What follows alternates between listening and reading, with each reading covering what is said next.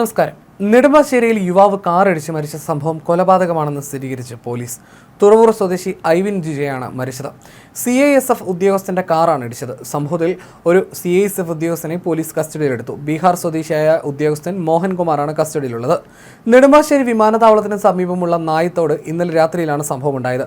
വാഹനത്തിന് സൈഡ് നൽകുന്നതുമായി ബന്ധപ്പെട്ട് CISF ഉദ്യോഗസ്ഥരും ഐവിനും തമ്മിൽ തർക്കമുണ്ടായിരുന്നതായി നാട്ടുകാർ പറഞ്ഞതായി പോലീസ് പറയുന്നു.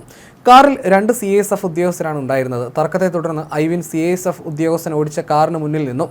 ഐവിൻ മുന്നിൽ നിൽക്കുന്നത് കണക്കാക്കാതെ CISF ഉദ്യോഗസ്ഥർ കാർ മുന്നോട്ടെടുത്തതായിട്ടാണ് പോലീസിന്റെ പ്രാഥമിക നിഗമനം. ഇക്കാര്യത്തിൽ കൂടുതൽ വ്യക്തത വരാനുണ്ടെന്നും അന്വേഷണം നടക്കുകയാണെന്നും പോലീസ് പറയുന്നു.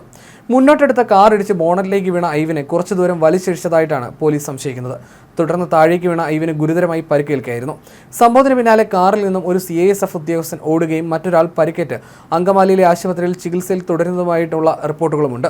വിമാനത്താവളത്തിനടുത്തുള്ള ഒരു വലിയ ഹോട്ടലിലെ ഷെഫാണ് ഐവിൻ.